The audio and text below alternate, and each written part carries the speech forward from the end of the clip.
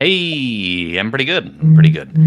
No complaints thus far, though we are early in the podcast. So I'm sure that I can generate some as we go. Of course. Hey, I'm pretty good. I'm doing pretty well. good. No complaints I will say- thus far, though we are Yep. early in the podcast.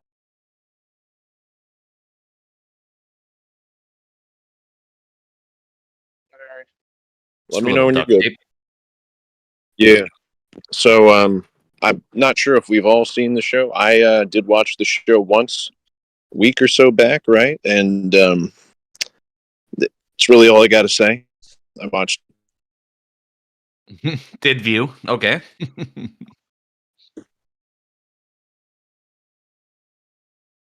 Hey, not much going on with me. I mean, not much to say. I Same old. came. Yep. Mm-hmm. I'm proud of you, Des. Thank you. Good job, little buddy. I appreciate it.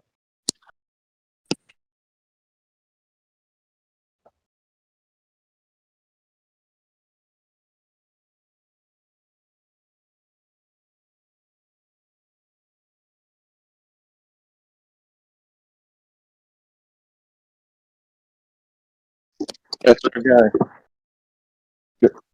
Go check him out.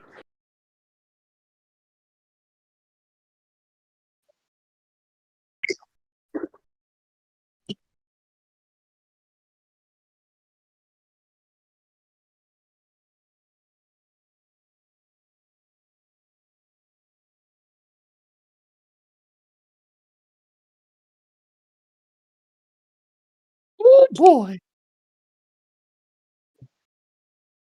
It's great. It's just the best. What? What's that? What do you mean you don't let's think you're going check through on that the channel? out. Let me see.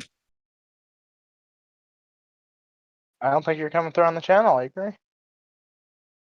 You are not coming through on the channel. Lamau. Hmm.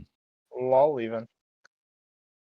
Chat, Yeah. I'm playing the video. You're turning green, Yeah, but I don't. Not coming through All right. on the stream. Excellent. All that yakking for nothing. Am I coming through now? I hope. Let me go forward. Let me fast forward. Yeah. Let's see. Chat, I just want to thank OBS for being the greatest program ever with no problems, and it definitely doesn't screw up every time it updates. And it doesn't update without your permission either. Definitely doesn't do that. It's a wonderful little program. All right, you're coming through on the stream now. You're good, buddy. Excellent. All right, so you four on the call have to suffer again. So, chat, got a couple announcements. We introduced all the co-hosts. They got to talk to you real quick. You know who I am. I'm the King of Candor. Welcome back to the show. Only professional productions here. That may not be the third time you've heard that joke. So, yeah. Today we're going to be covering Twilight of the Gods by Zack Snyder. This is not a very good show. It's gross. It's got some really interesting animations, though. It's very, very sexually charged. I'm going to do my best, chat, to show it to you in a way that you don't have to go watch this Netflix show afterwards. You'll get as much detail as I can possibly provide here, so you'll understand what's wrong with the show. Normally, I wouldn't cover a show that makes me this upset. However, there's enough good stuff here that it bothers me. The way I would describe this show's quality to somebody is there's 3 people writing this show. The first person writing the show is a very horny 15-year-old boy. He wants blood, he wants boobs, and he wants blood and boobs at the same time. Edgy. Yeah, edgy, and he clearly needs to work some problems out. The second person writing the show is an avowed feminist and girl boss lover. Every single male in the show should be put down in a way that makes him look as pathetic as possible, and every single girl should be fulfilling all the male roles in the show as much as possible. The third person who's writing the show is an avid lover of Norse mythology and wanted to include as many references, hints, and bygones into it. This person's also the best writer in the show because all the best payoffs are related to things like that. So, chat, I also want to tell you this, which is going to be interesting. It's going to take us a while to get there. We might not get to it until next week. But this show has my favorite version of Loki ever. There's a very specific scene that happens where we get into Loki's psychology and his mentality, and that is what, to me, sets this Loki apart from other Lokis I've seen in media. Don't get me wrong. I like Tom Hiddleston. He's great. But this Loki's got a little special sauce in there. Yes. Yeah, Legacy is right about that. Snyder wanted Batman to be snuggled in prison, but he gave it to the Joker instead. You know, it's funny you say that. There's a lot of snuggling and a lot of struggling in this show. So my favorite type. Yeah. Well, yeah. I just want you to know the quality of the show we're getting into. I'm going to explain a scene that's in much, much later on. It's going to be a spoiler chat for later. So there's the main character is a girl named Sigurd. She's the redhead you see on the poster. Her husband is Leif. That's the guy with the big sword, or Leif, like Leif Erikson. So they're madly in love. Yeah. Leif. You know, he's madly in love with her, and they're going on great. Eventually, throughout the show, they meet this young black girl. Her name's Thyra. She kind of gets a bit of like. I prefer Thyra. Yes. I like Thyra. Yeah, she kind of gets a bit of a crush on them, and eventually the three of them have a threesome.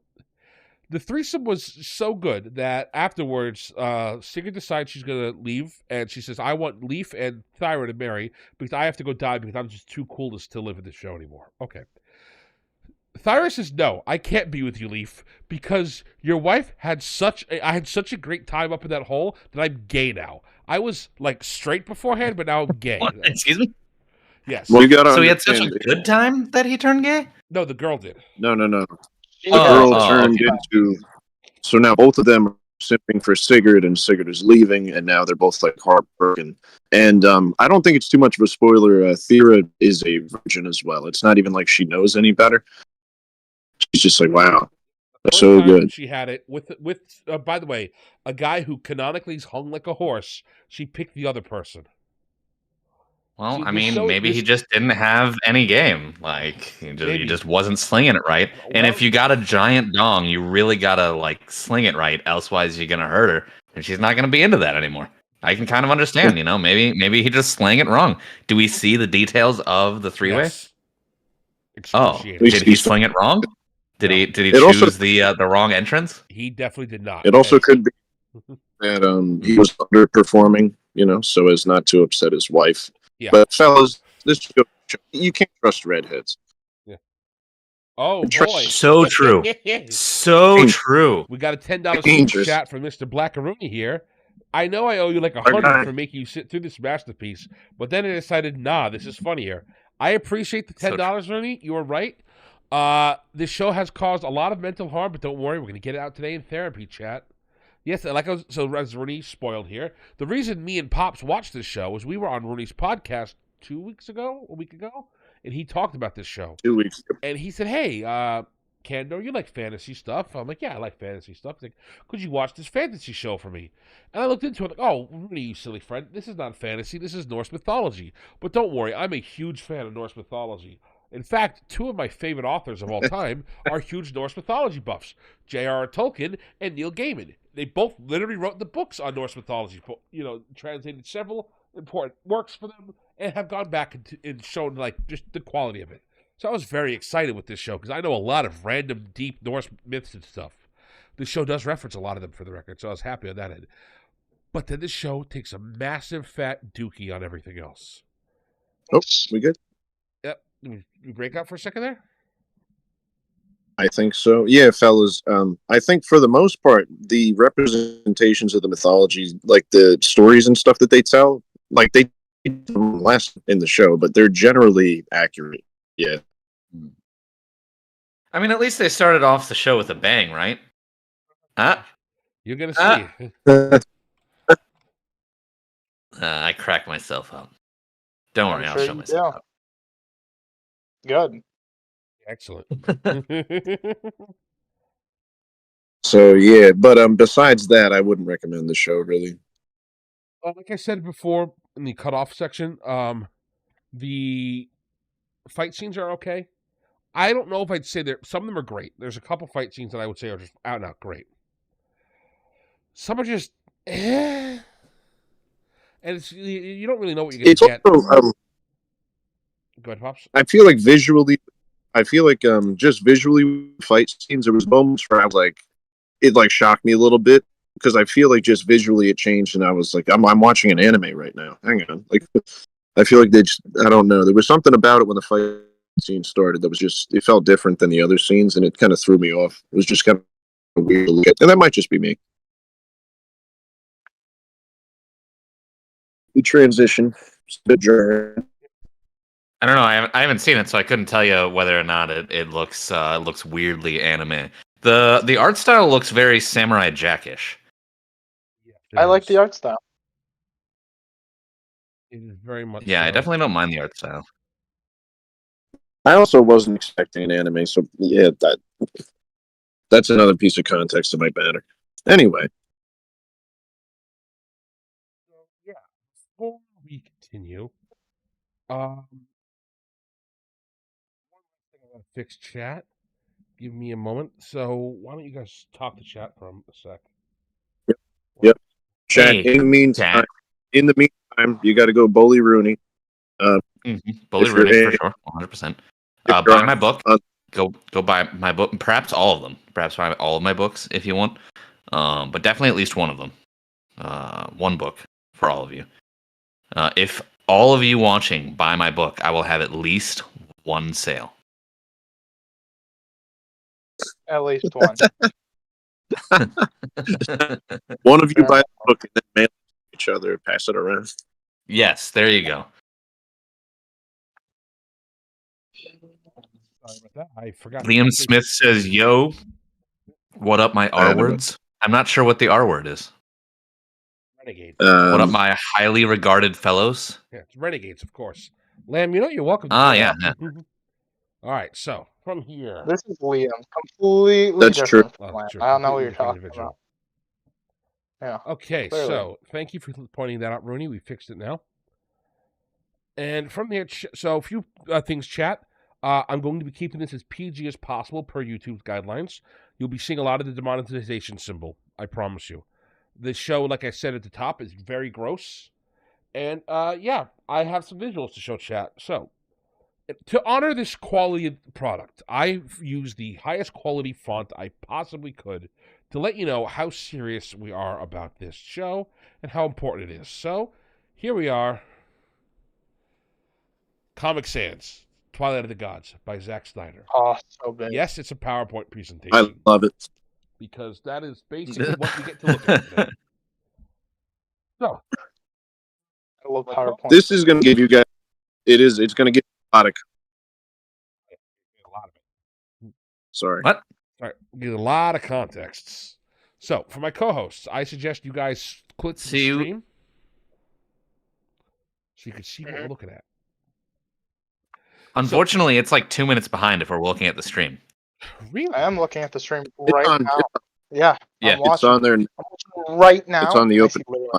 Yes. So. Yeah, we've got the title screen, but yeah, it's like a minute behind. When you first said it's in Comic Sans, we could not see it yet. Yep. So maybe you should stream in Discord so we can see immediately as it's going. I have no idea how that's going to work with the chat. So chat, let's see if you get a mini. I don't know. Yeah, I can live with it. Okay. I mean, I think how many slides is it per episode? Like, I think we could probably talk about something for a minute, and then it comes on anyway, and they'll see it. That's probably. That's probably true. Mm-hmm. You're gonna show us the three-way, right? I want to see it. Yeah, it's not till episode. Let's see how this messed up in OBS. Ooh, it looks horrible in OBS. I love it. All right, yeah, we're not doing this chat. Sorry. Go back to the old way. OBS matters more. All right, co-hosts, prepare to suffer with me. So, episode 1, The Bride Price. So, count down from when I said the bride price and see how long before it shows up. Yes, Vernie, it is in fact very square. Don't worry, but it's very censored for YouTube.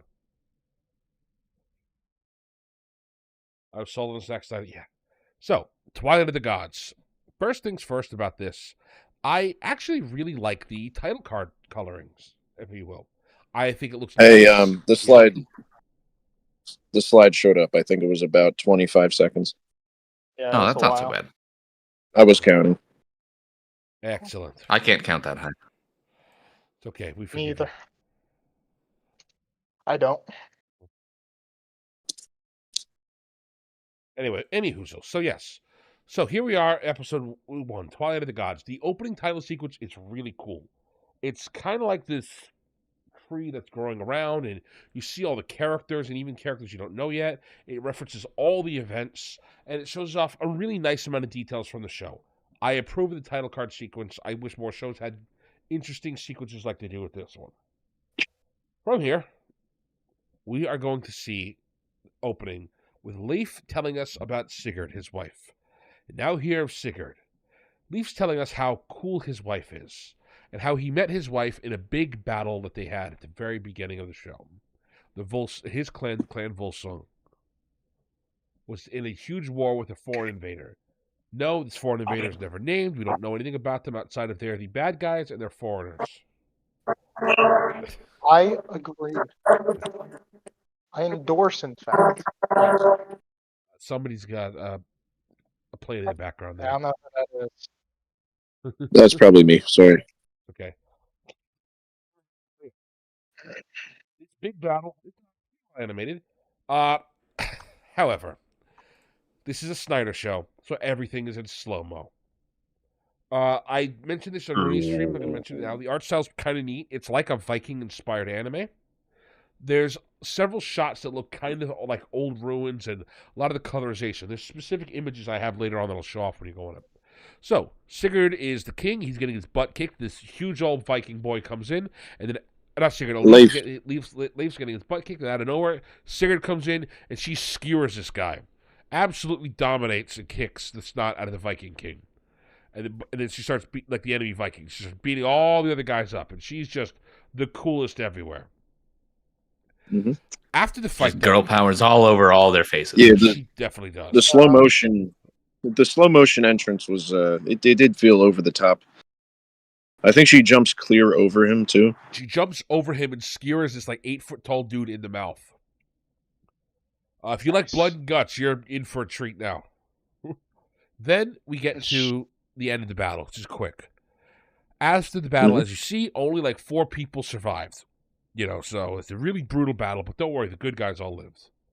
Then after the battle... Of course. Yeah. After the battle, all of a sudden, the Valkyries show up.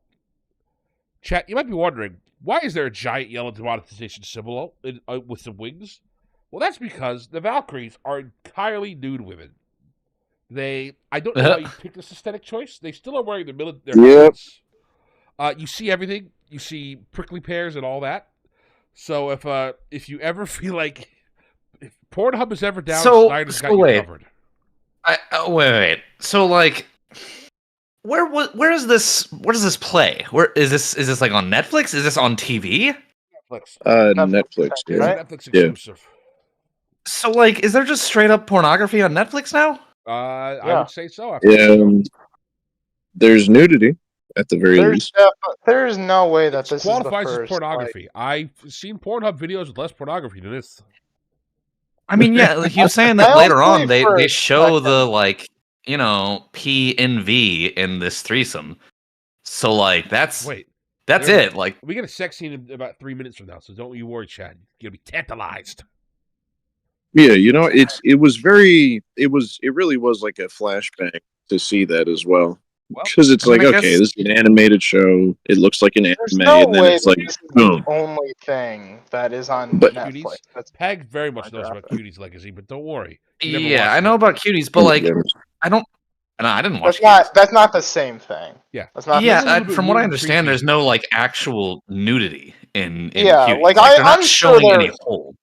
Don't get me wrong, Legacy. I'm willing to bet that they have something on Netflix, but like that's not what he's talking about. That's not what we're talking about. I mean, like straight up, like showing the deed. Sure, I don't know. I'm sure there's something. I feel like there has to be, of course. So there's some movie that has it. I don't believe for a second there's not. Yeah. Anyway, so don't worry, it gets better. So as you see, our takeaway. Well, hey, we're not done yet because Pops, we got to show them the next thing the Valkyrie does. So the next thing you think of, oh wow, it's really horny. Don't worry, Snyder's got you covered. The Valkyrie ignores all the people in the field that she's supposed to bring to Valhalla, walks up to Sigurd and has this weird sexually charged thing where she starts rubbing her face and sucking her thumb. And you're sitting there watching this, and you're like, what am I looking at? Why is this naked lady having her thumb sucked by the wife of the guy who's like, my wife is awesome? And like, you're just watching this happen, dude. And this is what he's telling, the setup is, he's telling his crew. So just imagine, this is your king. He's a badass. Like, yeah. And my wife, she killed everything. She did all the work. And then the Valkyrie showed up and they started making out. Like, what, king, my king, what are you doing, sir? Excuse me? It's like, jeez, I know you were like that, like Fry. Exactly. So, it's incredible. Yeah, there's a lot of horniness in the show. But don't worry, because they get to shore. As they get to shore, they start undocking, and all of his crew is staring at her shocked. They're undocking? Oh my goodness! They're taking all the supplies. Well, hang on. And then she's like, guys, don't worry. My king's great. He just exaggerated. You see, I'll tell you. She goes, if there's a story you want, let it be mine. My king is an idiot. Let me woman-splain to you. What really happened is there was a big battle, and he had a massive penoid. And as she says, my king is hung like a horse. He's not ready for the next thing. Yeah. Now, how do you follow it up? And I wrote him a such. That's how you follow it up. Oh, I know. Oh my goodness! All right, fellas. So what we can take away from it hurts. I love the like idiot view. That's an actual line. My king is hung like a horse. Yeah, that's an actual line. And I wrote him as such. Oh, that's yep. Yeah, it was confusing. She rode him like a horse. How about that? What's the confusion? You need to explain to me what's confusing about this. Why is she saying this? Like the one blonde guy in the background, he's like, "Oh, wow, the king has a big dinghy." Yeah, he's like, "I'm gonna think about this in the bathtub later." Hey, I mean, considering what happens, maybe he just wants a piece of the pie. Okay, well, who are you to say? Who am I? Yeah, all the other dudes are like, "All right, right." I'd take a piece of that pie. You know what I'm saying? I'm sure it's funny, man. It is. So what we can take away though, as far as criticism, is like what we just said. And on top of that, one thing I did appreciate the inclusion of the Valkyries in their like actual role, where like they're the ones who come on after the battle and collect the dead and escort them to Valhalla if they're deemed worthy. But I remember I saw that and I was like, was Googling. I was like, were Valkyries nude? And it's like every image I could find, I was like, no, they didn't. They had armor on. Would they be nude? It's cold. They were very much it was so strange because like it just came out of nowhere, right? And then obviously the sexually charged. Yeah, so like I said, so this is the day you get to see all three things at once. You get to see, hey, this guy's from Clan Volsung, which by the way, the Volsung saga is also what the Ring of the Nibelungen is called. All those myths that you hear from the Germanic versions of these tales, that's the tale of the Volsung. So you get to hear, the Volsung, that's an important reference to real-life Norse mythology. And the Valkyries, that's a real-life Norse mythology guy. Like I said, that's the third of the writers. Then the horny guy comes in and says, we need more tits, we need more blood, and his penis is square and it's big like a horse. And you're like, okay, great, so now the teenager's writing again. And the feminist comes in and says, no. She kicked everybody's butt, and the Valkyrie made out with her because she's so cool, and she one-ups the king the minute he shows up. So it's fascinating watching all three like writers, if you will, fighting over this character already. And we are like 3 minutes into the show, including credits. Now, the next panel, they talk for a little bit, and the next thing I want to show you is this shot here. I'll reveal what's being shown in a second, but this shot to me is the best example of them trying to mix the Norse style with the anime. I think it can work. Before we go on though, I need to know, like, why is this line here? Why is she saying this? Like, why would you, why would you tell all of these people that in this situation, like, oh, I've got a tale to tell about the battle. We banged. Like, no, hang on, why? I got you. I think if you want to read into it and try to figure out, because this is a dynamic that we see between Sigurd and Leif throughout the show. I feel like is that he like follows her around and looks up to her and like looks at her as kind of like greater than he is. And I think she's like trying to reassure him of his own manhood, at least in front of his friends. She's trying to be nice. That's the only reason I could think of. He took his balls out of his purse and gave them to him for that conversation. I see. Okay, all right, I guess. As whatever. The show, you like Leif at first, and you like Sigurd, and as the show goes on, she becomes more and more like just a terrible, just words I'm not going to say on YouTube. They start with a C, and they rhyme with what you do with the football when you can't score any points. So, I mean, technically, you get points for that. It happens. I think it's once or twice every episode, except for the last one. I remember I was taking notes on that. Oh yeah, don't worry. They love the C word in this show. If there was an Australian who edited this thing, I wouldn't be surprised. Constantly talking about it. Wait until we get to the lady who talks about how her C word is full of honey. That's gonna be fun. Get ready, chat. You are not ready for how horny the show is. Anywho, so next up, we then see what has Leif been doing. He has been. Oh, I use that word. Ugh. That's Sweetie. Shout out to Sweetie, by the way. Oh my goodness! Oh my goodness! Holy most crap! Soldiers. That. By the way, Sweaty Cheesy knows where it's at. He does. Chat, you can become a channel member for 99 cents for the record. If you do so, you'll be getting exclusive live streams and videos soon. I have a video made to come up, and there'll be all the book club videos will be members only soon. So only my favorite children will be able to do it. Yes, Legacy, you are not ready. You are not ready for what's going to happen, Legacy. So, it's great. So Leif I'm still laughing, to show her what he's been doing with all this loot and stuff that he's taking from all these people he's raiding. And he is building a brand new home for them to live in, a new castle for her, to become his queen. Because they're not married yet, actually. They're just sleeping together.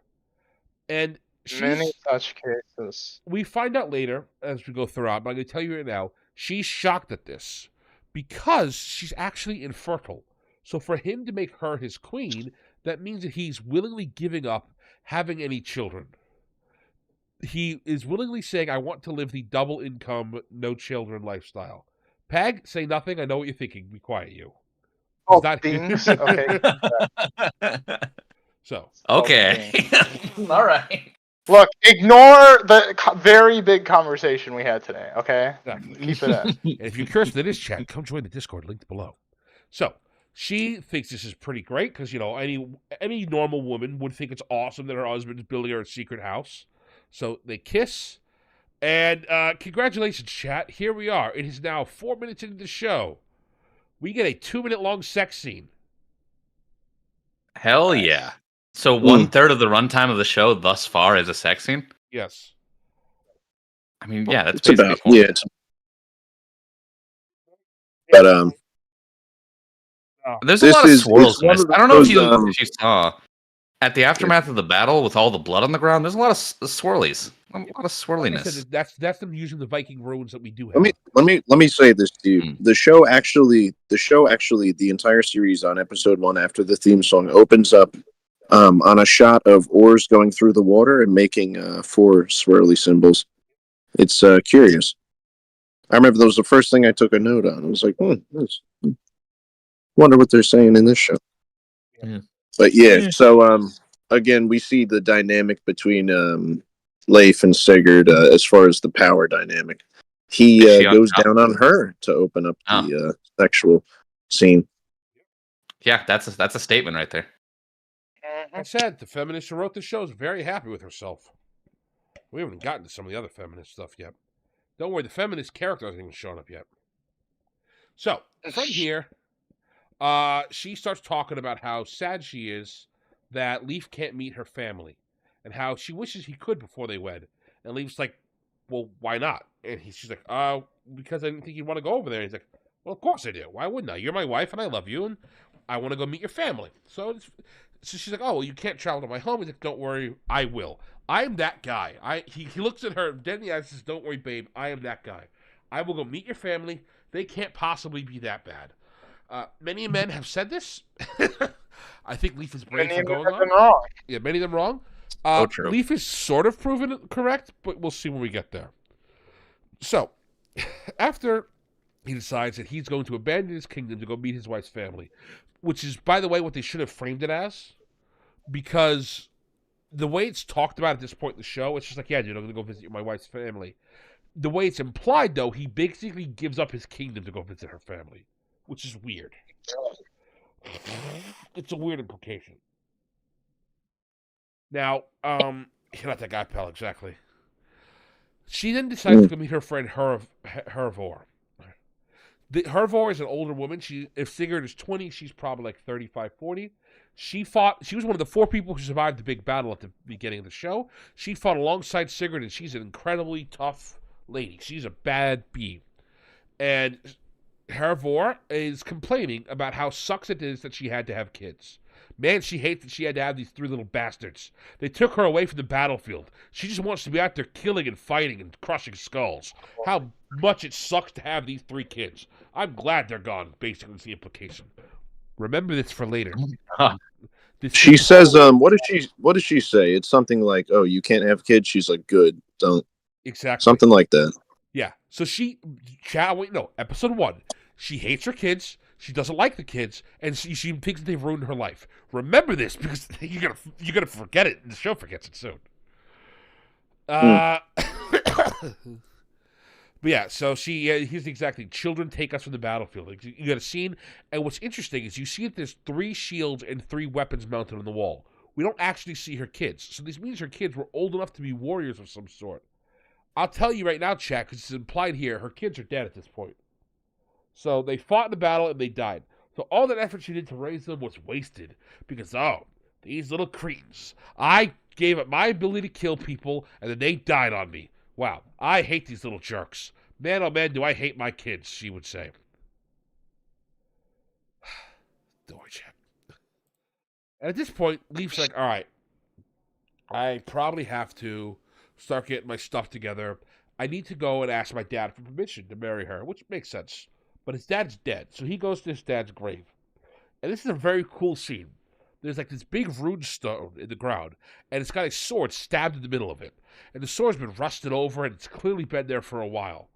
What I think is cool is he goes here to pray, and it's implied that his dad stuck the sword in the stone here.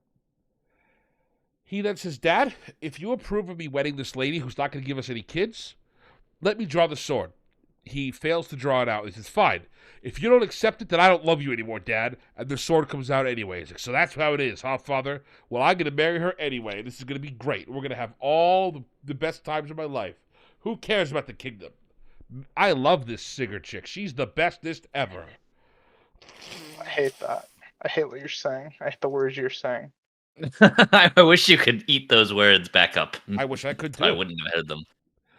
So then they decide to go travel to where she's from. There's an interesting little thing that they show off here.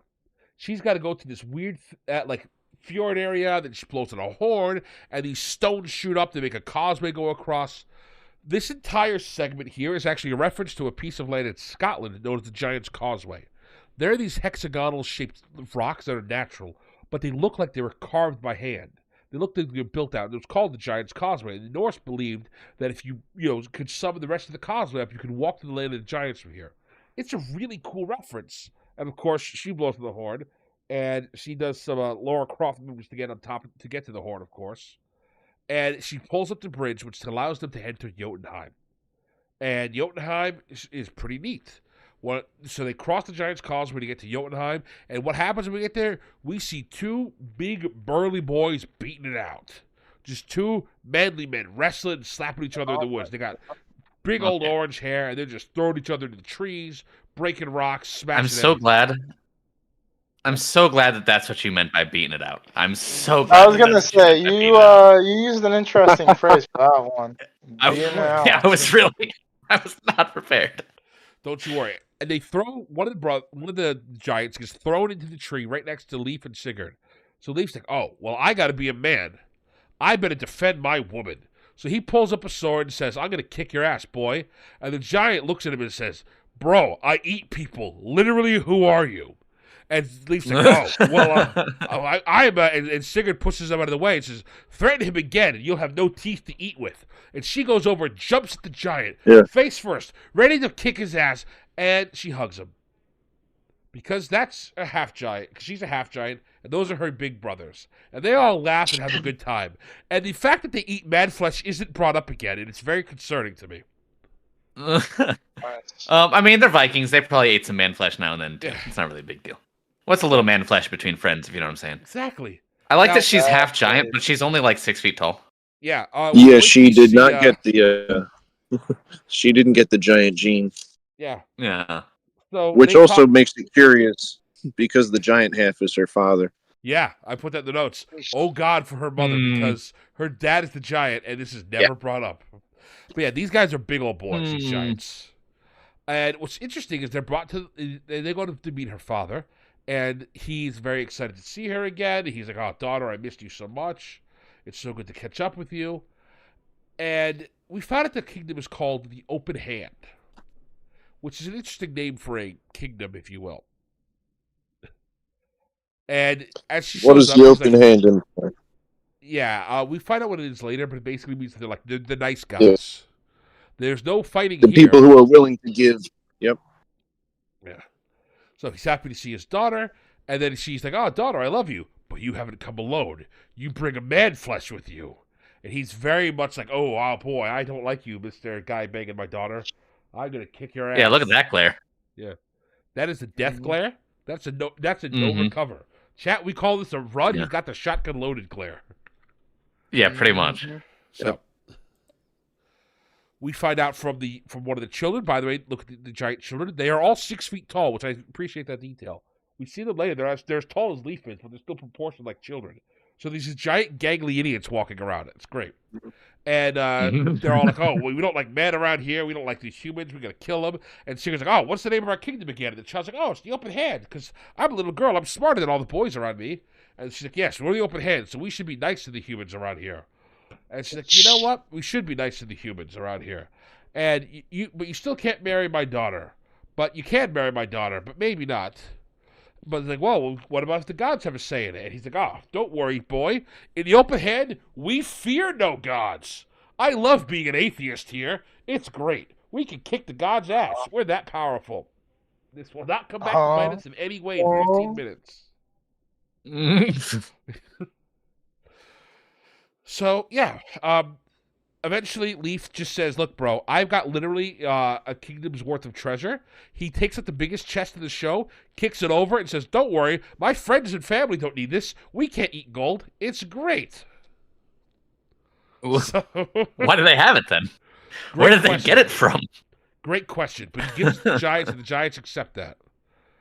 And so then they're at dinner because they all accept her. And they're like, "Oh, this is fantastic. We're all friends together." And we see a couple important details here. First of all, her mother-in-law is asking her, or her stepmom is asking her how he is. Is he nice? Is he good to you? She's like, "Yeah, he treats me very well. He's a great fighter." And Grandma, being the horn dog that she is, leans over and it's like, "Is he small everywhere?" And Sigurd's like, "Oh no, he's got the biggest dick, bigger than that, like Dad's dick. It's the biggest one I've ever seen." And it's like, "Oh, that's great." Yeah. But there's a really important. I put this. I put that in the notes. I put that in the notes as like the horny grandma trope. Like literally like you're watching like an Adam Sandler movie or something. Like, who acts like that? Yeah. Like it's so weird. It's just such a trope. And it's just like, really, of all of the possibilities here, the grandma being horny. Because so once again, we got to talk about his penis. We can't talk about any other aspect. I think this is like a reverse Bechdel test. It's weird. It was weird. There's so many conversations that relate to like explicit things. People, do they really talk like that? Like, this is seeing her. I don't know. Look, if you see the gal in the do you think about anything else? Yeah. The gal in the center looks uncomfortable. Like she looks visibly uncomfortable when the grandma's asking that. So I don't think it is. I don't think it is normal. I think this is just a weird pervert in the family that they're like, yeah, she's one of us. But that's what they always do. That's the trope. It's not like, oh, that's the weird one. Like, it's always like, that's the weird one. Womp womp. Oh, do you mean like, is this normal in like Hollywood families? Is that what you're asking? Yes, that's what I mean. Like, see. Well, I'm saying like it's normal in Hollywood families, so it shouldn't be too surprising. Well, yeah, it's one of those. It's one of those like things about comedy. It's like oh, the one that we don't expect to act this way actually is like that. Right, exactly. Version. Like that's all it is, basically. There's one important detail here that you missed, chat. There's a lizard on the table. This is the single most important detail in the entire show. Oh, the lizard has a slight blue glow in his eyes. Mm-hmm. So is that some sort of trickster animal? Is that Loki? You will see. Now we get to think the next day, maybe that night. It's very unclear. Time moves weird in this show. Time doesn't move linearly. It moves as time wants it to move. So they are scene by scene. Yeah, scene by scene. So now Sigurd is hanging with her dad and talking about why she left home. And she's like, Dad, my feet don't touch the ground when I sit at your table. I don't belong here. And I actually do like this scene because her dad's like, look, honey, you know I would have sawn the legs off every table and every man to make you feel comfortable in the kingdom. Daughter, I love you. You are my favorite thing ever. You are the bestest ever. Everything revolves around you, honey. We love you so much. So, weird. It's a nice scene for the dad, but it's just another scene that Sigurd is just that powerful, that great. Everything is Sigurd. Well, I think it also does give a lot of context, at least to an extent, like that you have to jam it in as far as like the things that happen later in episode 1 and why she reacts the way she does. Yep. And considering how much are those what's up? I'm sorry. Are those crow's feet? Are those supposed to be crow's feet on his forehead? I think they're supposed to be hands because it's an open hand. Okay, I can see that. It's just kind of, I don't know, a weird crown. I was just looking at it. I was like, what the hell is that? No, but there's only 3 fingers. Do they only have 3 fingers? No, they've got 5 fingers. I think those are crow's feet. Crow's feet don't look like that. No, but I think they're in this art style, and for a crown, they might. The 3 fingers though is strange, yeah. But I think it's an open hand as well, but I honestly couldn't tell you because it's turned upward, which is like maybe you're throwing something. Yeah, what are they doing with that? And it would be weird if like the bird was straddling his head like that, right? It'd be like it comes up with a weird image of like the bird's butt is on your back of your head. Yeah, you can't. Birds' legs aren't flexible enough to fit around a giant's head like that, and they're not long enough. Not crows, at least. Fair enough. Right, okay, sorry. It's okay. You saved me. I'm having a horrible allergy attack. If I go quiet for a minute, it's because I'm sneezing incredibly loud and trying not to kill myself. You mean to come over there and suck the snot out of your head? That'd be great. Why would you say that? Why would you literally say anything like that? I'm sorry, it just came out. It just seemed like the right thing to say at the time. What can I say? So yeah, when I first watched this trying to be nice. Exactly. When I first watched the scene, I really liked it. It was touching. I thought this was her dad being good. But seeing how everybody in the show treats her like this, it clearly is an agenda for this show.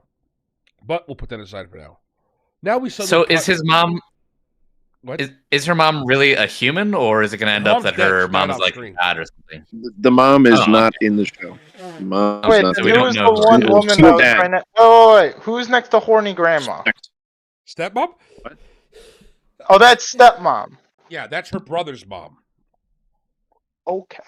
Yeah. I got it. Des, half giant means that one parent was a human. Right, weird, but I thought the mom right next to her in that previous scene was her mom, not the I think she raised her. One. It's weird. The show's very unclear. So this is the problem. It's the dad. Yeah. The dad is the giant. Yeah, so now we're going to critique the I know the dad's the giant. I know that. Hang on, Des. Your confusion is important. I want to bring it up. This is the problem with the show. They are rushing through the building of this character. We have multiple sex scenes that last several minutes. You could cut 20 minutes of the show if you didn't have sex scenes in it. But we are skipping through the details of her family so fast. And this is incredibly important for what happens in about 2 minutes from now. We could have spent so much more time learning about the dynamic, understanding about it, because he's like, "Oh, you didn't come back when your mother died," and she's like, "Yeah, like, yeah, you're not going to go into why?" Because like, "Oh, I didn't feel welcome here." What? Your mom's dead. It's very upsetting. So then we get cut into the wedding. Here's what I'm saying: you don't want to saw the legs off from every chair in the open hand for you. So that's him being a good dad at first. Uh-oh. My chat seems to have exploded. Nice.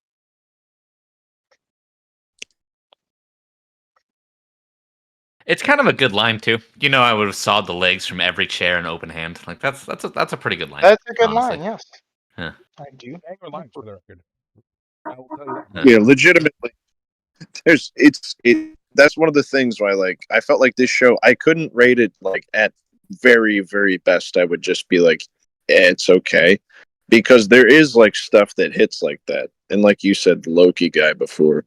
Did you did I spoil it? We mentioned it in a little bit, but he hasn't covered it. Once we there's Pops the Mind Prison with Leaf, you know what I'm talking about? Mm-hmm. That's the scene I want to talk about Loki in. That scene, I think, he goes into it in full detail. We're going to hit that Loki for a little bit throughout, but that's the scene when he went from a Loki to the best Loki. Yeah, that's when he gets legitimately made into a sympathetic character and everything. A great character, like I said, the best Loki I've ever seen in terms of his thought process on himself. Well, that's all right. The show also has some good lines. There's a couple other banger lines that I highlight throughout the thing. So now we're at the wedding. From what I could tell, this is a somewhat accurate recreation of what a Viking wedding would be. We don't really know much, except for we have one account of an Arab who talked about how they would have sex and then sacrifice a lady, and they make a reference to all those things. How this is the site for the sacrifice, and they're joined as two. Now, because these are the good guy giants, they don't kill anybody. They just talk about how that's what they would do here. And how, so again, the words don't match up with the visuals of this scene. But if we assume that that happened off screen, then sure. But again, if they sacrifice people, they'd be the bad guys because, the show. They're so very progressive. They gave that up decades ago. Don't even worry about it. It's one of those things. It's can you imagine if we still did these barbarous things? Yeah. And now you see the show's it's taking place at the end of the day. Love the oranges. This place looks very lush and very full, happy and full of life. This is great. It's a really pretty piece of art. Yeah. And wait till you see the next piece of art. Because in the middle of the wedding, guess who shows up uninvited? He begins pulling the storm clouds down. He gets Nicolas Cage. Nicolas Cage does show up. Yeah. Nicolas Cage. Yep, the worst voice actor in the show. Well, he was trying his best. I mean, it's a new territory for Nick Cage. No, I wish it was actually Nick Cage, but no, it is Thor. He shoots down. Look at this color switch. Boom! It looks like an alien. The way Thor is animated in the show is top notch. This is the coolest looking Thor in anything ever. All the way this Thor fights, I would suggest, chap, if the one good scene is episode 1. This scene right here is the best scene you're going to see in the entire show in terms of how Thor fights. This is, I think, why Rooney liked the show so much was because of this scene right here. But we'll get into what's going on. So Thor comes down immediately. Color palette switches colors. We're now this blue, this bright blue. Everything's darkened now, and all of a sudden, Donald Ferris is right. Snyder doesn't have great visual direction. He's got great visual direction in the show. So then all of a sudden, Thor lands, and behind him lands Thor. Just a thing. You should change the spelling of Zack Snyder. It's actually with a K. I just found out because I was looking up Zack Snyder God of War Thor fighting. Wait. Is it? It's ZACK.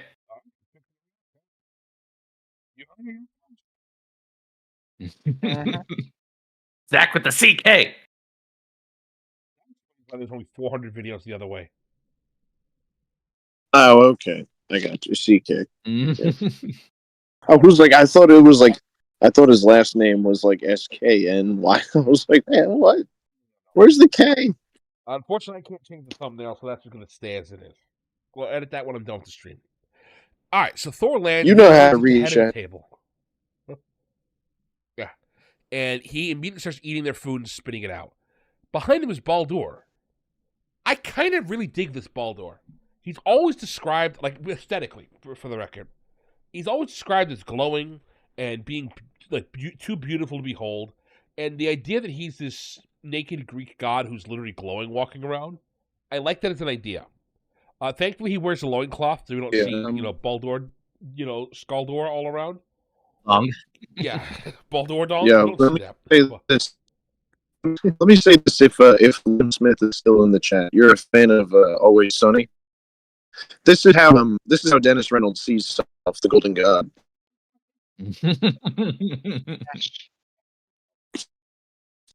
Yeah. So Baldur's here, and Thor's here. Accurate. Exactly. And now things are getting a little bit hectic because Thor is here. He's all aggressive. He's angry. And he's like, look, we are here to get Loki. As Thor so eloquently puts it on the stream, don't worry, chat, the demonetization symbol saves me from all problems. This is the first C word that we get in the series. Many to come. Mm-hmm. I kind of like Norse gods being foul, though. I like the idea of them just spouting curse words.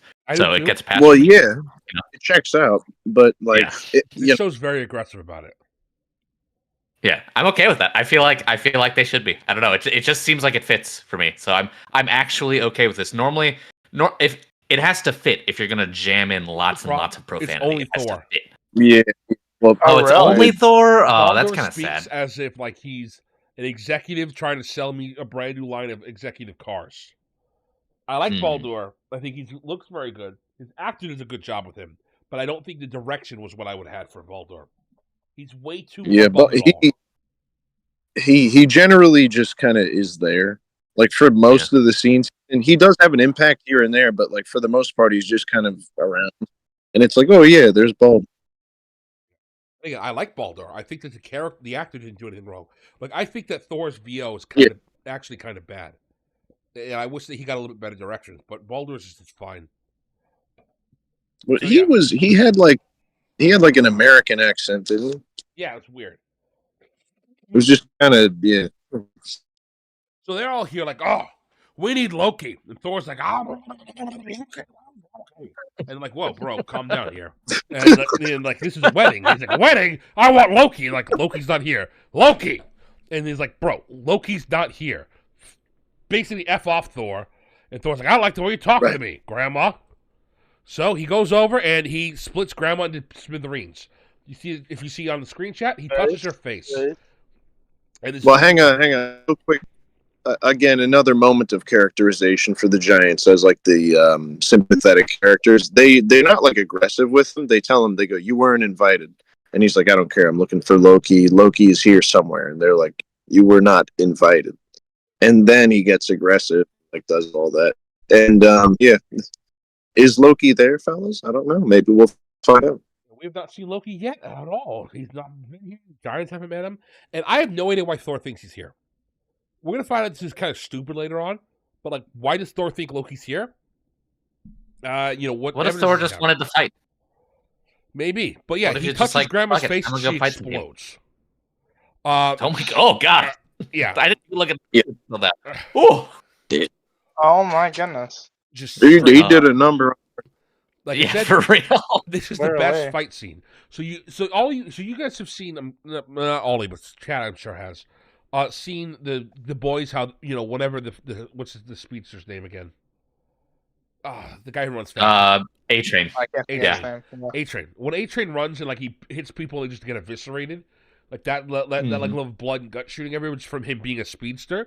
That's Thor because he's the god of lightning. So he's lightning blasting through people. Then he's shooting lightning, exploding people. Then he's swinging his hammer, crushing trees and killing people.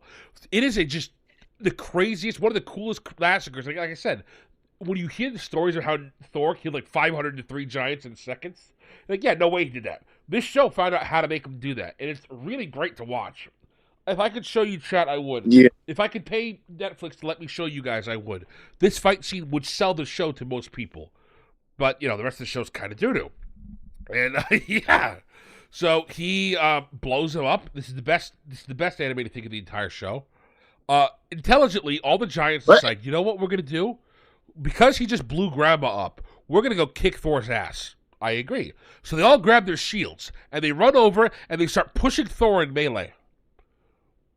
Nice. With their shields. Not a single one of them has weapons.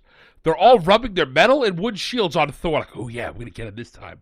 And like one guy jumps with a spear. So what do you think happens 3 seconds later? After Thor realizes, you're all touching me, the guy who can make lightning shoot out with your metal objects. Pop goes the weasel.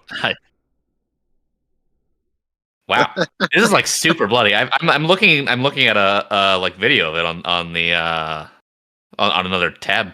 It's crazy bloody. Like people are just exploding into gore. It's like Akira level of gore. I can see why you guys are comparing this to an anime. It's very Akira-esque in how he hits people and they just like meet well. It's great. Yeah, the fight scenes. This sells it how brutal Thor is. I give this fight scene credit. If the other fight scenes weren't this brutal, which I think they shouldn't have been, then this would just sell the threat Thor is. Unfortunately, Sigurd had a fight scene at the very beginning where, because she kicked so much butt and all those guys, also was a very bloody fight scene. I think it detracts from how powerful Thor is here. But yeah, but these guys are all giants. I know. No, crazy. I don't think the first fight scene was as like, just graphic. No, it was less so, but I would have toned it down a little bit more. There's still bloods and slow-mo guts shooting everywhere in the fight. There was no guts, but there's blood shooting everywhere in slow-mo. I wouldn't have done the slow-mo in the first fight. I would have just had it normal blood. Because you get to see bloodiness, and you're like, oh, this is a bloody show. Then this happens, and it's just straight up like horror film. They, as the fight goes on... you wait and see. You wait and see. Exactly. So Thor's just straight up evil. He's just killing everybody for no reason. And at this point, they're like, hey, take the kids and hide them. So Sigurd and Leif take the children and bring them into the house, and they put them in they're like, all right, kids, you hide here. The main characters, we're going to walk a little bit farther away from the house so we can go fight, this god ourselves. And they're like, you protect, she looks at the little daughter, she's little Root, protect your siblings. And she looks at Sigurd and she's like, we fear no gods, which is hysterical. This is the funniest stuff I've ever seen. Her entire family's being genocided, and she looks like, don't worry, we're not afraid of the gods, as like there's explosions and guts falling from the sky from the one god being slightly annoyed that you didn't have the person he was looking for. Yeah, literally one god is showing up and just brutally slaughtering all of these people. Oh, yeah. Holy shit. Excessive. They do show the accurate level of a godlike power as far as the scale of destruction. For sure. Yeah. This is a extremely frightening Thor. Extremely a horror movie is a good way to describe it. If you're a giant, at least. It's a kick-ass fight scene for sure, but it's also horrific because he's just tearing these guys apart. Legacy, you don't know how not ready she is. So they shut the door, they turn around and go about 13 feet from the door. Thor realizes, dang it, I'm out of giants to kill. I know, there's some giant children over there. So he flies into the sky, turns into a lightning bolt, and basically lets off a nuclear warhead on top of the house. The nuclear warhead... he just orbital lasers these kids. Yeah. Hang on. What kind of warhead? Nuclear. You're killing me, bro. They got nuts. But yeah, this moment is at the end of this, you're like, okay, so that's who Thor is. It was good. Yeah, for sure. Great character moment. Thor, the women and the children too. The sand women and the sand children too. There's a couple things that I don't like about him, and they make him too bad later on. I'll explain why. But so far, I love the way Thor is. He is just straight up just a monster in a good way. Yeah. There's a scene later with his kid that I don't like, but we'll get into that. So yeah, he kills all the giants, and the blast knocks Sigurd and Leaf into a tree, into a house, and they're knocked unconscious, kind of. Baldur lands, covered in blood, by the way, just like, this guy does it again. And he's like, Thor, you killed everybody. Time. And Thor's like, we didn't find Loki. Nope, Loki wasn't here, Thor. Well, I'm not going to look anywhere. I'm just going to leave. And Thor's like, wait, before I leave, Baldur, do you see any survivors? Anybody who could swear a blood oath against us? He looks, sees Sigurd, and sees Leaf unconscious and, like, starting to wake up. Nah, Thor, let's get out of here, bro. And they leave. So, he killed everything. No, wait, they, and didn't even confirm Loki was here. It's great. That's true. Yeah, I wasn't even thinking about that. He didn't check around for Loki. Yeah, he didn't even ask him. All right, let me check the guys I just liquefied and make sure none of them are Loki, actually. Maybe Loki's under one of the trees here. Didn't look. Didn't just say, you know what? I'm going to just glass the site from orbit just to be sure that Loki's not here. No. Just looked at Baldur. Bro, you see him? No, dude. You killed everything. Let's go home. Yeah, let's get some pizza on the way home, we good, G. It's just... to me, it's infuriating. Because, like, really... Well, I don't really. Like you didn't. Well, we don't. Is Thor just an idiot berserker the whole time? Kind of. In a way, you know what? Because the only scenes where he's not are like not really that important. I feel like. There's one important scene with it entering Vanaheim where Thor is like reasonable for 5 seconds, and like I'm mad that he's reasonable for 5 seconds because it goes against his whole character. We'll get into that. So yeah, so Baldur is just kind of like, "Yep, you killed everybody, Thor. What do you want me to do about it?" They're just dead. They're just dead, Thor. I'm sorry, everybody's dead. And Thor's like, "All right, drink some beer. Let's go home, and I'm gonna screw my hot wife." And he leaves. So yes. For the record check, she's got a gripping. Yeah. What was it? Oh, never mind. No, that's later on. Never mind. Yeah, the quote I was thinking of. Thor's got the hottest wife in Asgard. He still cheats on her, by the way. He's an idiot, for the record. Yeah. Many such cases. Okay, you could say that about freaking. Who's the main guy in Zeus? Doesn't Zeus do that? Yeah, but his wife sucks. The main. Hera's kind of. Well, Hera is kind of intolerable, bro. Like, you know, she tries to kill all his other kids too. Like, she's just pissed off all the time. Like, I can see why he would run out once in a while. It seems like she would like. She argues with him over like toilet paper orientation. You know what I mean? Like, it's just. But which came first, the infidelity or the blood rage? Exactly. With the gods, both. So, speaking of, eventually our heroes wake up from being unconscious. And she swears a blood oath. She will avenge her family. She will kill Thor. We fear no gods. And she says, before I die, I will destroy Thor. And, yeah. So, as she's sitting there, she's like, I'm going to do this. You don't have to come with me. I will kill the absolute heck out of Thor. And, Sigurd's like, you know, no matter what will happen, I'm doing it. And Leaf's like, well, I guess I'll follow you, wifey. You know, ride or die. Well, even though we're not actually wives yet. Yeah. And speaking of ride or die, go ahead, Pops. That's his whole thing, because it's later on where she asks him like that kind of ultimatum. But the whole time he's just like, yeah, I'll follow her. She's the best. Yep, I love my wife. That's his. It really isn't that. He kind of loses his like masculinity throughout this show, because it's like you see flashes of it. You see flashes of it where he's like a good, like respectable, like strong character, and then sometimes he just kind of bends the knee to her for like the fact that she's like ever. You know, just on her own mission. She's the best. You know, I kind of hate the fact that in this scene, like on the scene you've got on screen right now. So like, look at their expressions. Like, look at how they're posed. Like, this is something that has entirely happened to Sigurd. Like you would think that he would be a little bit torn up about this too.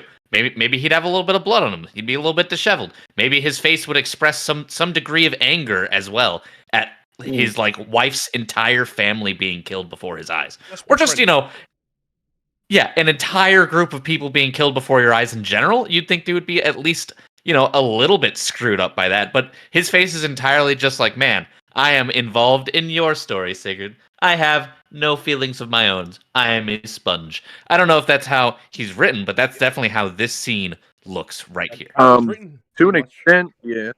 He gets a backbone later on, but the portrayed as bad. To give him credit, he is slightly blushing if you turn the brightness up. He's horny right he is a little bit turned on. He's thinking of the next sex scene. Speaking of the next sex scene, yeah, Sigurd gets dragged into hell. It's a really awesome scene. The pile of blood she's standing over splits open, and hands come out and drag her, and Leaf didn't do nothing because he's just a weak little gay boy. He can't do anything at all. She's dragged through hell, and sorry, I had a sneeze coming on, and all he has left in his hands is her dress. So now she's totally naked. Thank you, Snyder. I needed more things to blur. So she's dragged through blood and taken straight into hell with this giant blood pool, which is just far enough away they don't have to put any symbols on to blur anything. But trust me, you see everything. They are rock hard. Yeah. So excited to go to hell. And so she falls down this like waterfall swirl of blood. It's like actually kind of a decent visual, and we meet probably the best character.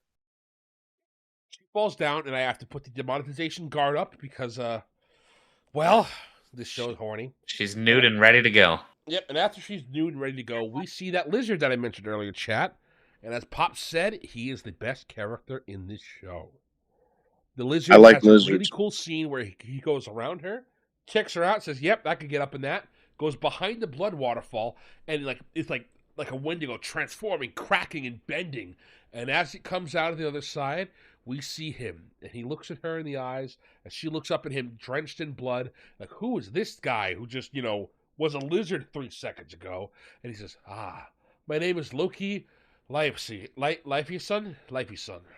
And that is how episode 1 ends. How you feeling, chat? You excited? I'm quiet. That sure is something. Uh-oh. I've been told that I'm too quiet. I need to make myself louder. Nice. And Loudon. You gotta do that. Wait, what are you casting Harry Potter spells? I don't like how long his torso is. Why is his abdomen so long, and why are his pecs so tiny? That's normal. That's valid. Why did they go with that artistic, vision? Does Loki even lift, bro? Shut up. I don't know. Maybe bro gets 100% of the nutrients from anything he eats. He's got like 78 feet of guts. Like, he doesn't even poop. He doesn't have a butthole. You think he's sucking in his gut? Everybody else would be. All right. So episode 2, Heretic Spear. Maybe he is. Maybe he has a giant beard. Yeah. Now we cut back to Leif. He is frantically digging in the ground, screaming, crying. He can't believe his wife's gone. What is he going to do without her around? He has no compunction without his wife. Granted, I could agree with him. I just would be freaking out like this right now that your wife's got literally pulled to hell. It is a bit concerning. Maybe that says something about his wife, though. Maybe this is a time for introspection about what. For real, if I just watched my wife get dragged to hell, I'd be like, "What did you do? What exactly? Like, what? Why did that happen to you?" Yeah. Hi, Tio. Hello. Hi, Tio. So I've been listening for about the past, I want to say 20 to 30 minutes, and I went, okay. So there's this giant battle where they think Loki is. He just killed a whole bunch of giants. This must be like halfway through this series. And then you say that's the end of episode 1. And how long are the episodes? Yes. 20 to 40 minutes. Close enough. It sounds kind of fast-paced, but I've only heard the last 20 minutes. It is very fast-paced, and then it slows down for sections. I do think the episode one for sure, as far as like it establishes context. totally. It's very fast paced. Yeah, it's like bang bang. You know, we get the immediate characterization of the giant father and the family, and like we literally are introduced to the main girl in like a story that's just like, hey, here's everything you need to know about her and her dynamic with her king husband, like right away. Yeah. Not Farius, you're gonna be crying. You're gonna be wanting to hang yourself when the snake shows up. All I'm saying is you're not ready. You're not ready for the snake. Not Alfarius. You're not ready. I hate to kind of derail so quickly after joining, but so they basically made Thor. It sounds like they made him another like idiot murderer. No, not murderer. Like just. You know what? It sounds like he likes to kill a lot, and he's very smart. Does that seem? That is one of those things that you have to be careful with when you think about the accurate depiction of Thor, as far as like in Norse mythology. His whole deal is like he is like very impulsive. He will rush into battle without thinking about it and everything. But they did make it a bit over the top, in my opinion, in this show. Like that was his whole character. Like he doesn't really learn anything. You know what I mean? I feel like either accidentally or intentionally, it seems like Zack Snyder tends to put that character into a lot of his movies and creations. I know Superman is unintentional, but he just leans into so much killing, and it's hard to tell how much of that is ever intentional if he realizes what that does to a character. Yeah, I feel like he takes it to an extent where it's like it messes up the character as far as you know, it makes him kind of like, all right, you're gonna be that guy. Over and over and over. And that's all Thor does, at least in this show, I feel like. For the most part. He has moments where it's like, okay, he has the emotions, but he doesn't change. He's a man, he has two emotions. Kill and horny. True. Speaking of, angry and yeah. Sigurd's like, why would you help me, Loki? Loki's like, oh, don't you know, sweetheart? I'm a giant first and foremost. And he's like, why didn't you help my people? He's like, well, that's not me. Look, Thor would have kicked my ass. And then Loki explains Did you see that guy? Exactly. Loki explains to the audience that you're in hell. Hell's also a place and a daughter. This is my daughter, Hel. She's kind of cute, though. Because we have to explain to the audience that, you know, in Norse mythology, hell's a person and a place. Which is only slightly confusing for the first time you hear about it. Then you kind of get how it is. And Hel, as we are so very, very eloquently told, hell is a place, as Loki says, you know, with this slide. And chat, you have to go with me for a second because you're going to be a bit behind. I think you're going to hear it at the same time I'm saying it, but the guys at the call are going to be behind. Mm-hmm. So, Hel, this is his ever-dying daughter. She turns into a skeleton sometimes off screen. It's fine. The dead of war go to Valhalla. So, once you go to, you know, if you die in a battle, you go there. Hel, she takes, as Loki says, the thieves, the traitors, and then Hel drops in the liars, the cowards, and the C-words. And upon hearing that, you're like, oh man, you know, the professional punts. What a weird way to end it. That doesn't seem anything like this character who's been very eloquent so far. Well, that's because Sigurd has to respond with, I'm only one of those. Great writing. Fantastic writing. I'm so happy that the character told me I have Vegeta. I'm so glad that we had this, you know, person explaining the intricate details of how she takes only the worst humans and girls, and she's like, but I'm a girl. Why am I here? Wait. Well, gee, lady. Wait, hold on. To be fair, is that third one supposed to be women, or is it just rude women? In real life, it's basically like women who are like, or not. It's not even women. It's anybody who's like a jackass, a jerk. But they use the C word, you know, the Australian favorite word, and they only use that so Sigurd can be like, "Oh, I'm that. That's me. I'm a C word because I'm a normal person." I just want to make sure that that's how they're taking. Like, is she saying I am a woman or I am rude? Like, which one does she? I'm a woman. Like, okay, that's boring. Well, it's like a trope in the writing. For wanting something like interesting. You should have just wanted something boring. It's a trope in like the writing, though, as far as like trying to be funny and stuff. Is like, oh, you start out being like, oh, I'm all serious and I'm listing these, you know, legitimate offenses as far as, I don't know, the morality of Vikings goes, and then you cap it off with something that's like, oh, the audience can laugh at that. Yeah. Oh, just dispelling tension. It's with the joke. It's the Marvel formulation. Yeah. We had a serious for a little while. We need to have a funny. The earliest use of it, I think I saw, was probably in Network from 1976 in the scene where they meet the black girl. Yeah. And she's like, I'm one, I'm not going to say the word. Mm-hmm. Check, look it up if you want. So, from here on out, Loki's like, I got a great idea, champ. You want to kill Thor? I want to kill Thor. You can't kill Thor. I can't help you kill Thor because you need an army. And you know who has an army?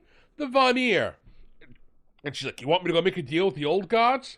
And he's like, yeah, totally, babe. You could do it. You get them to go to war with Asgard and you can kill Thor.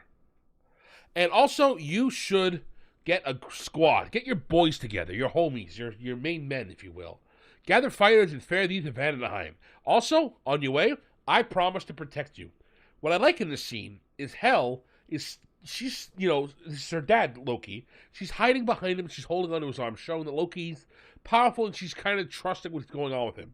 You can tell Hel's kind of uncomfortable because she knows there are cards being played here. And you probably don't want to get super involved with what Dad's plans are.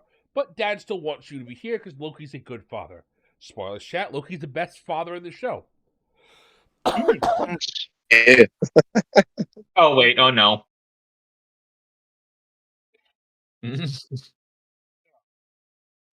So then, I like that reaction. That's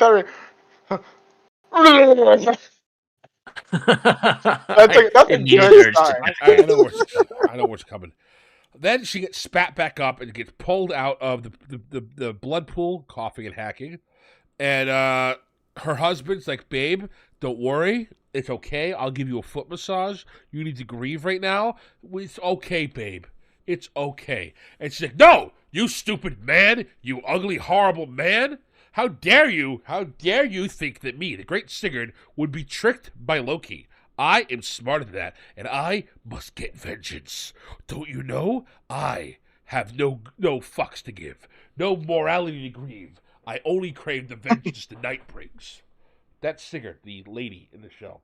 Not her husband, who very much should be angry at the situation, too. He's very much like, oh, okay, babe, for you I'll help. I just love you so much. Anything I do I'm so sorry. I want to interrupt again because I've just been watching the visuals as you've been putting them on the screen of him pulling Sigurd out. And so she's pulled out. I noticed giant sensor. She's standing there. Giant sensor at the bottom. She is wrapped in a cloak. Giant sensor. Why does Zack feel the need to... I don't get it. There's so much... Because it's titillating. It's what the people want, you see? Like, give them boobs and then watch their eyes don't leave the boobs. And great. Every single scene you have the boobs. Yeah, I think it's... You just lose so much impact when you do it in every single moment every single moment of the show. Because you could make it really impactful, like, there's a climax, she's a badass hero right now, also she has senses out. However, instead, it looks like she's basically made something every scene she's in. Doesn't that just lose all the impact? And it's just a lot. You haven't seen the worst of the nudity yet. So, I must kill Thor. I'm sorry, Pops. I need to say it's just a stupid moment. You can be ready for this, chat. I must kill Thor. And then she looks Leaf right in the eyes and says her clan motto: "We fear no gods." The same clan that 2 minutes ago was just turned into strawberries by Thor, being inconvenienced by them not knowing where Loki is. I think you should fear the gods a little bit. Yeah. The dude is lightning. No, you see, because God bad, so I fear no gods ever. Yeah. The show definitely wants you to think God bad. God's very bad. And yeah. Oh my goodness. It has that one scene, and that means it's good and forever. We'll get to that awesome scene probably in 3 weeks from now.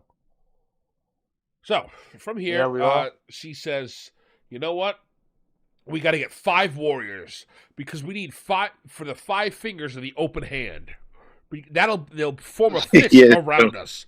We'll take the open hand and make the closed fist. And I'm like, you really, really thought this was good writing when you did that, didn't you? It becomes so she's like, I'm putting together a team, and it becomes I will give him credit to this. It does not become a montage. There are moments where it's like, you son of a bitch, I'm in, but like it's not it's not too ridiculous. But yeah, the way that they get the 5 is also a little strange as well. I agree. I wouldn't have picked these 5, but whatever. The first one we get is Herborn. Remember the chick from earlier who hates her kids? No. Yeah. Mm-hmm. She looks at her coming back, all covered in blood, and she looks at her, she laughs like, ha! I don't remember that much blood when I first had sex. It's like, she's like, my whole family's dead. Well, she's like, oh, that sucks. And she's like, I want to go kill Thor. I want to get revenge on that. And Herborn's like, are we going to die? Probably. I'm going to take a piss and I'll join you in a minute. Like, chat, you might be thinking, oh, wow, what a funny thing you said, Candor. Wait till it loads on the screen. She literally is like, yeah, I'll just take a quick piss and we can go. Literally. Yep. Oh, you don't like the piss? Do you not have a piss fetish, or does this bother you? What's going on? Do you like the piss, Des? Yes, definitely drinks No piss. comment. Des drinking the piss. Belle Delphine, please, new product soon. No.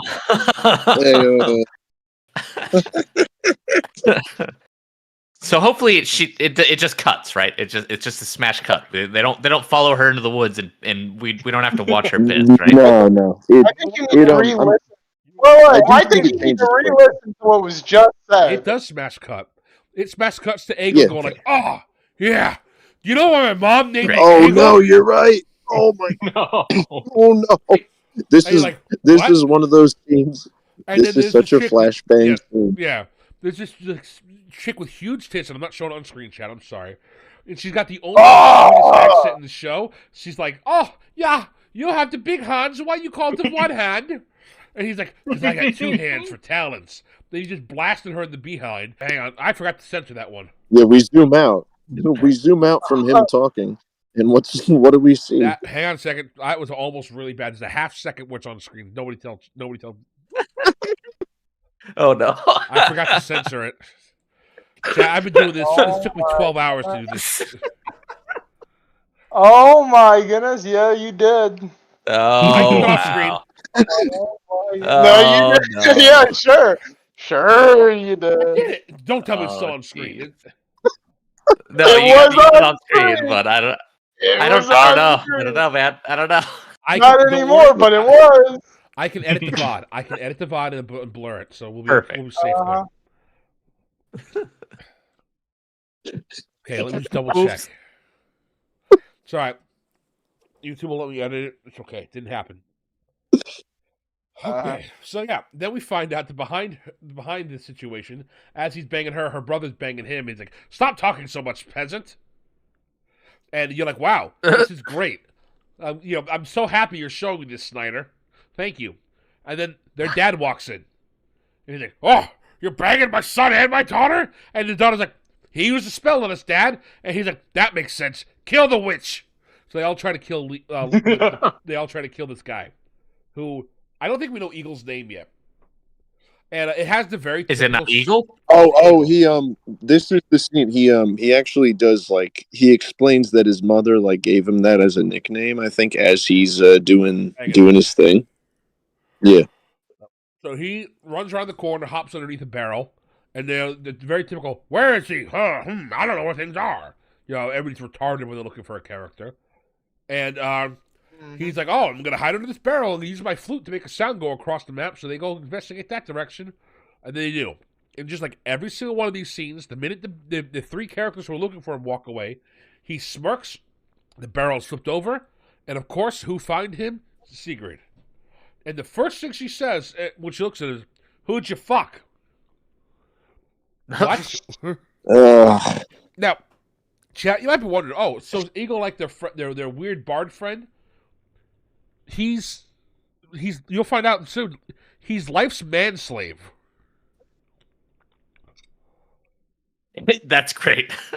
Yeah. Leaf took him as his like servant, so he's supposed to be like doing dishes right now, but he's just around banging random people. I'm like, what? Like, why? And like, why is Sigurd all like, oh, smarmy, who you banging, my boy? He's your slave. Why you be nice, like treating him like this? So frustrating. I don't know. Maybe they're just nice to their slaves. I don't know. Maybe they're just kind of nice. You know. Maybe she's like, yeah, you can join me and leave sometimes. Wait till episode 4. Well, it doesn't make sense that he has this much freedom. Yeah. Huh? It doesn't make sense. It's freedom. Yeah. But I want you to know. I feel like they could do something. Yeah. I just wanted to like they. Okay, I'll get it out quickly. They could have made it.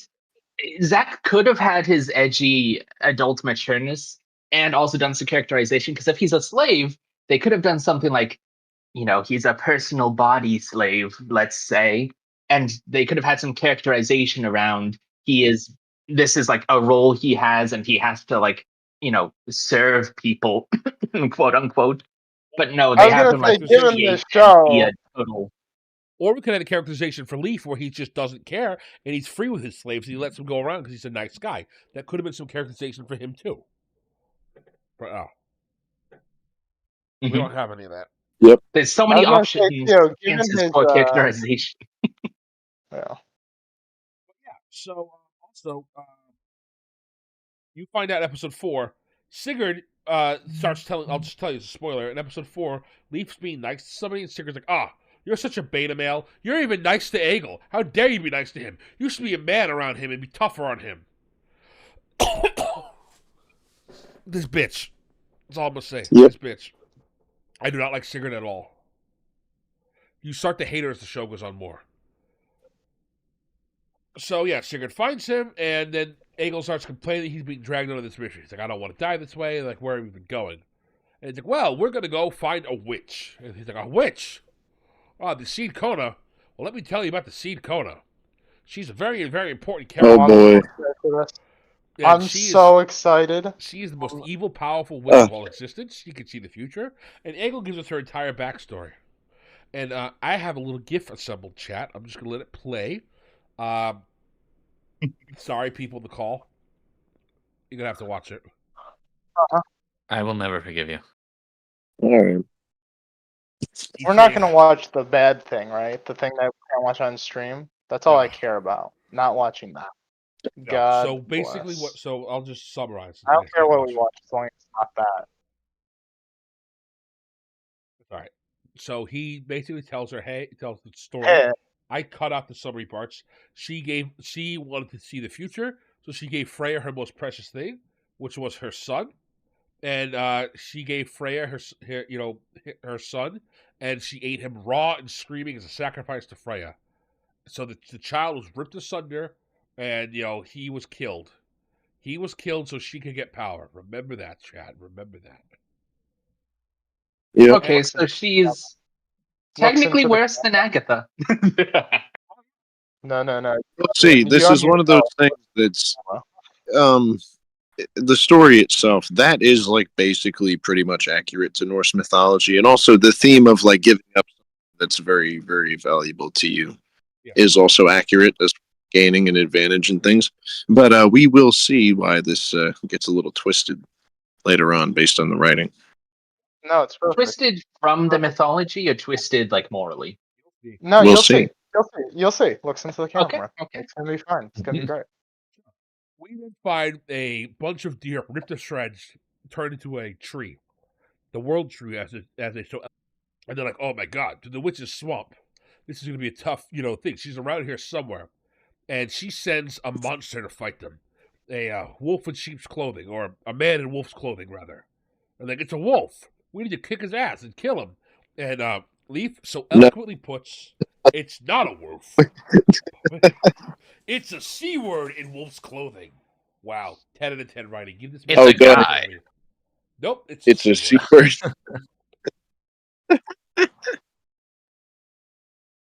Wow. I don't know why. I don't know why they like the C word so much in the show. It's a noticeable amount. It's very upsetting. Oh, you don't like it? You don't think it's great in the best thing now? I think it's one of those things. It's one of those things that you see like that are just over the top when it's like, oh, I'm making a cartoon show, but it's going to be mature, and it's like mature to the people that are writing this. Mature equals like nudity, sex, boobs and sex. I think this is going to wear on me more and more. If Snyder wanted to be really edgy and use cuss words, wouldn't it have been like slightly more immersive to use like a terrible Nordic curse word as opposed to just B word? You're absolutely You're thinking that absolutely right, but this this had to be this had to be something. As he was making it, he probably figured it would be better to make it something that was like shocking to a modern audience versus like, you're using a word like that people don't know and they're like, oh, what's that mean? I'll look it up, and then they learn something. It's like, no, just make them like bug their eyes out and be like, oh my goodness, they said like he's not good at this. You should at least make it interesting because you're no good at making shocking. You do it too much and it loses all impact. Well, I'm not sure. I don't know if Kid would agree with it. I think that the impact that this has had on Kid will last for quite a long time. So I actually quite disagree with that assessment. I do want to give a quick shout out though to Henry in chat. I'm not saying that impacting part. I'm saying that he is impacting. Yeah, but I want to shout out Henry in chat. He is right. This is in fact Australian representation. So yeah, a big old fight breaks out. It's a really cool battle scene again. Not as cool as the Thor scene from the first episode. And during the fight, Egil hides because he's just a wizard, Eagle, and he gets bitten by Ulfur, the wolf, and his arm is just destroyed. It is chomp, chomp, chomp, rip, rip, rip. Nobody can beat this guy. The wolf is unstoppable. Then the witch comes out of nowhere and grabs some random guts off the floor and starts choking the wolf with them. So, yeah. The witch does? The witch who sent the wolf to kill them? Yeah. Oh. Okay. Fellas, if you're ever going to break up a dog fight, don't try to do that. Just shoot him. What if I want to? So she shows up, instantly tames the man. Don't go near the dog's face. And she's like, you know what? I think it's great that you guys are all here. Yep. There's a lot of slack. My goodness. Uh-huh. Yeah, there's a lot of slack in those guts. Like, wouldn't be hard at all for him to turn around and just uppercut her. What? No, she noticed the boobs. These pampered people. Yeah. But anyway, so she noticed the boobs. Wait, the wolf is a woman? The witches. What do you mean? There's no. Of course she has boobs. Oh. It's a girl. Looks into the witch. Oh, okay. Yeah. Yeah, but did you notice them? Yeah, make sure you notice the boobs. I did notice the boobs later. Okay. Hey, Bag, how much do you like those boobs? I want you to rate those boobs. I would say that those boobs are at least a 6 out of 10. I mean, they're not really noticeable. They're kind of pointy. So I'm only going to give them a 6 out of 10. But really, the base for boobs is pretty much 5 out of 10. Like, you can't really have a little bit on average. Bad of boobs. I wouldn't say the base is 5. Yeah. I mean, later. So that's. We'll explain. Yeah. Look, I'm wondering. Yeah, it's okay. So then she shows up and she's like, "Yeah, so good news, everybody. Me and the wolf are joining you on your quest." And Hervor's like, "What do you mean?" She's like, "Hey, I knew you were going to be here. By the way, come back to my house and I'll heal you, Eagle." And they're like, "Oh, that's cool. I appreciate you healing me." So they go back to her place, and she's like, "Yeah, it's not his fault that he's like this. I found Ulfur like this and bound him to my will. He's my favorite wolf boy. And he's going to be healed, and we're going to do great things later. By the way, if you allow me to, Leaf, I will save your guy's hand." And Leaf's kind of like, I don't know about that. And Eagle's like, maybe, please. And come on. I need that thing. Yeah. Please? Yeah. And she's like, oh, well, fine. And she's like, all right, so yeah, let me tell you my story. There was a Saint Kona who bore a son, and she uses her magic, and she bends it around to heal Egil, and he's like, oh, thank goodness, my hand was in a lot of pain. It's like, but she could look at me and know that my future was a woman's life. Oh. Oh, yeah. How progressive. How progressive. So we learn she got on Yeah. She got on estrogen and hormone blockers immediately and was happy. She got ever on that after. magical RT. See your doctor now, authority. kids. So true. Hot as this witch, you're not trying hard enough. So there you go. So true. I encourage the results. I'm not gonna say that. She kind of doesn't look that great, though. I'm gonna be honest. She like they intentionally drew her to be kind of like bony and snake-like. Yeah. So, and she's like pallid and kind of gross. She's still got that jaw. I don't know. You see that? Oh my goodness! You can't say that, Pops. I'm just saying, it's defined.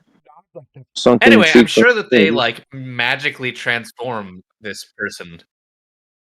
I'm sure that they like magically transform this person into like a woman, so that it's totally fine for me to still say would at this point. You're correct until episode 5. Right. So, everybody just nods like, that makes totally. Sense. And they say, you know what we need? We need god-killing weapons. Who's got god-killing gear? The dwarves. So let's go visit the dwarves. And then they're rowing to the dwarves now because just things happen in the show. They see Harivor sees that the surface of the lake looks a little bit weird. It looks almost like there's like silver on it. And she goes to touch it. And she's like, oh no, don't touch that, Lee says. That shield in the lake is metal because it is iron in the bog. And the iron floats to the top. That's what the dwarves use for their metal. I don't think that's very effective. I don't think scooping off iron from the tops of your bog is going to make very good metal. I wish that Karko was here. He's a blacksmith. He could tell us. I'll be honest with you. I don't know. I don't know why I wouldn't. I mean, if you actually dealt with a little separation in my career here as a student learning chemical engineering. In order to look at this guy, credentialist. Oh boy, Theo, I got one real quick for you. Iron rusts when exposed to water, right? Okay. Well, yes. However, in order to get the iron to float at all, you need it to aggregate around other molecules that are usually some sort of surfactant. Unless they have really good separation and purification processes, this iron, even if you skim it off the top, is total slag. So the iron, it wouldn't you could, even like refine it back, right? You don't think you would need specific purification processes depending on what you're aggregating it with, but a lot of surfactants can be a pain. Maybe boiling it. I mean, like in a furnace, you might be able to get. Depends on the surfactants. So I feel like, right? If we were to, I'm tempted to say no. In order to make the iron float, it will be slag. Yeah, I got you. You don't think the Viking era dwarves pure iron? That's true. Yeah, I feel like the thing is, right? I feel like if you asked Zack Snyder this, he would be like, "It's magic." Yeah, that'd just be his response. Like, it's magic. So don't worry about it. They do actually explain it in the next scene. They say that the reason there's iron here is because this is the bog that the kings throw their women into. We have a hashtag feminism moment, of course. What? Because the women who love too much and were branded whores are thrown into the river here. And they drown. That's where all the iron comes from their anger and hatred. They were also drowned if they were too smart. So true. Yeah, it's like they characterize it as they characterize the action as like basically, men do this for fun. And then did they see a body or they see hundreds of bodies. I got it on screen for the chat. Yeah. All these dried out husk women, definitely same image copy pasted 14 times. Oh my goodness. Listen, if there's any women in the chat, we wouldn't do that to you. Wait. Unless it's Mimsy. I would throw Mimsy in the bog. No, let me be real here. That's what I like to hear. If you lived in a world where you could create a... Died. Oh. Good. Okay. Now I have a new thought. So the iron is from all the women they throw into the bog. Do they ever imply that the iron is from blood? Like, it's realistically, it is blood. It is okay. They don't even say that. Yeah. You know what the funniest thing is? The funniest part. The funniest part is that The entire dwarf manufacturing industry depends on men throwing their wives into this river. Yeah. They're really doing the world a service. It's like... So why don't people, like purposefully throw women into rivers to create these rivers of iron for themselves? Like, if I was a king, I would be like, gather up all of the poor women. We got some things to do. Wait, hang on, would have. Who is it that gives the explanation? Because it might not be like a member of big society. People might not know it. Is it the witch that believes it? No. Sigurd tells them this. Sigurd tells them this, and then Life confirms it, and Envari double confirms it later. So they get to the doorway, by the way, of the Dwarven Kingdom. Go ahead, Pops.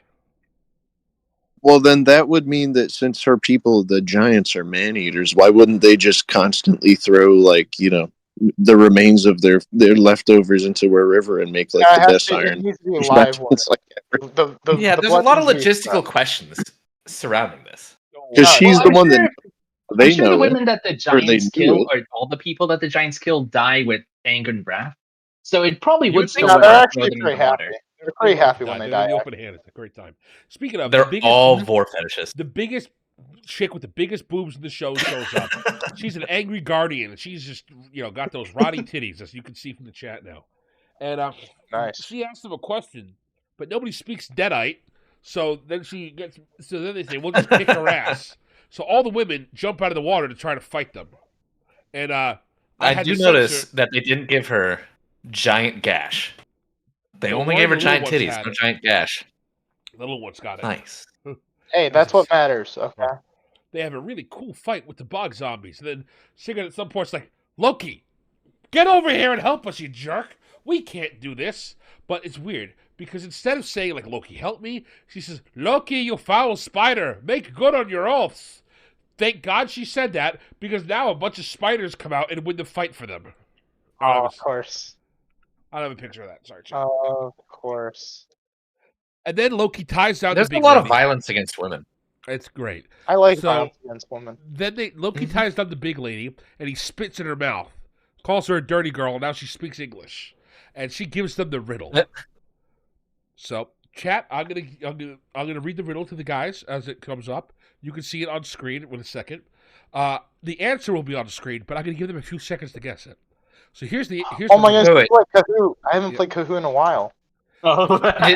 Just for a point of clarification before the riddle, does Loki actually spit in her mouth? Yes. What? Okay, I just had to know. I have not described anything that's not happened on screen so far. I just need to make sure sometimes. The imagery you're describing is very strange. So sometimes I have to energy. I don't know what you're talking about. How do you think I felt having to suffer through this at 4 a.m. before the Brunies podcast? I felt like I was in a fever. I believe my God. Had a great podcast where he said nothing silly. It's all right. So I'm going to read the riddle as it goes on screen. So chat, see if you can guess. Pops, you're forbidden from guessing because you might remember the answer. And I'll tell you right now, this entire time, the wolf has said nothing. Remember that for later. So here's the riddle. No father or mother have I. I stem from stone and live in the hearth. Mm-hmm. And there I will spend my life. A riddle guards the gate, Loki says. What is it? So, no father or mother have I. I stem from stone and live in the hearth. And there I will spend my life. Fire? It must be fire, because you had started with, flint and steel. Nope. You close. It's not fire. Because I stem from stone and live in the hearth. Whoops. I ruined it for myself. I looked at the screen. Okay. I looked at the screen. It's all right. Is it fine? Why is that flint? What? Flint is just like a rock. No, flint is not. Flint doesn't live in the hearth. Yeah, you would use flint in other places too. Yeah. By the way, Loki hasn't even finished saying, there's a riddle, before he's interrupted by the dog man. He's like, it's Flint. The answer's Flint. And I'm sitting to look at it like, man, I'm so glad they cast Pops in this show. Okay, no. Yeah. I need to argue this more, because I can't let this stand. Okay. So no father or mother, okay, minerals, that's fine. Live in the heart. No. How do you say flint lives in the heart? If you wanted to say sparks, because sparks come from the flint, and you would, use it and then the spark immediately dies into the hearth. But you use flint for other things than just starting a fire. No, it's only used for fire. Do you know, how was the flint created to you? The flint is, I don't know the exact process. You get it from You stone. mine it out of the ground, don't you? It's just a rock. A flint is just a rock. Yeah, so that's why I'm willing to accept the no father or mother. But there's other. But you don't use the entire life of a flint is not in a heart. For billions of years, it's a rock laying in the ground. And people use flint for things other than starting a fire. I have a worse critique. Is the burning underworld of hell not a hearth per se? Boo! I got a worse critique. I like the. I'm trying. I got a critique that's actually worse than that, guys. So why is flint the answer? This never comes back up. This is never referenced. Nobody talks about fire. Nothing. It's done. It's just a one-off riddle, and it just never shows back up. You don't like the one-off riddle? What's wrong with that? This is a bad riddle. Because the riddle is fine. The answer is horrible. A spark has a father and a mother. The flint and steel. Oh. Also, shut up now. We're in Dwarflandia. It's very Yay! I love Dwarflandia. So we meet the dwarf, right? And he's gonna make him a weapon. Well, first we gotta get one thing. They're looking for him. They're like, Andvari, are you here? Andvari, where are you? And then they hear a squelching sound, and a giant friggin' fish jumps out of the water. And as it lands, it goes behind the rocks, and out comes a naked dwarf. But don't worry, I'm not going to show you the naked dwarf. And boo! No. If you want to see Dwarf Peen, you can watch the show. I don't want to watch Dwarf Peen. You watch Dwarf Peen. You already watched Dwarf Peen. Watch more Dwarf Peen. It's something that, like, I'm not sure if I liked it or I didn't like it, because it is accurate, right, King? That, like, Andvari has the power to a fish, but it's like it happens, and then you forget that it happens, and then it's like, oh, he could have used it at this moment or some other thing. But we see it twice? Like only twice? No. 3 times. We see it once now. Once next episode where he talks about the storyline with Fafnir, and once at the end where he attempts to do that thing that ends not the way he was hoping for. You know what I'm talking about? I do. But that's the only 3 times we see it. And you're right. He really should have done it more. Because when he does that in episode 7, you're like, oh yeah, he can do that. Wait, why is he doing that now? It's immediately suspicious. Yeah, I don't even count the part in the next episode as like an event of him doing it within the storyline, though. Because it's like all it does is establish that it can happen. But like the time that happened wasn't as relevant. That's fair. So, by the way, nobody's shocked when Ulfr speaks. I forgot to mention that earlier. It's in my notes. So now we see Andvari as a fish. As Pop said, this is part of the myth. It gets explained later in more detail. Don't worry, chat. He's just a fish. Leaf sees him by the way, immediately kneels and offers to slob his knob because Leaf is a beta. Remember this. Nobody likes Leaf now. He's a pathetic boy for asking for help from the person they was told go ask for help from. This is important because of course. Because this is not my critique, by the way. This is his wife's critique. She thinks he's a bitch. I was like, wow. Okay. And he's like, Andvari, master of Forge. You crafted I already have a feeling. Go ahead. Well, yeah, the issue I with have a feeling I already know the answer, but does that have any basis in Nordic culture that you aren't supposed to ask for help? No, you're supposed to be very polite. The culture is very much, if you're asking for permission and stuff, you can ask for it. It's fine. This is just her being an asshole. She just needs to be mean to leave for later on when they have a fight. So, as she's asking for help, Andvari, who I like Andvari, is like, shut up! I know why you're here. The only reason anybody comes here, you're here for god-killing metal. And they're like, yes, very much so. We want this god-killing metal. And he's like, it's in the back. As they get back there, they're like, oh, wow, you got souls back here, too. He's like, yep. And they're like, you're new. Yeah, it's what keeps me young. And he's like, oh, he's like, darn dude. Exactly. He's like, you think I got the skin from, moisturizing? I'm a fish. And they're like, okay, well, we're going to buy one of these weapons for you. He's like, oh, you don't understand, little lady. These weapons, they don't exact the price of gold. They take your soul. You see, I get it when you die. That's how it keeps me young forever. But my metal cuts the threads of fate and brings misfortune to all those who wield them. This is my ward against thieves, but also their bane. One of these days, you will have a terrible bout of luck, and this sword will be the cause of that. Thus, I gain your life. So, before anything else happens, chat, think about the current people in our crew.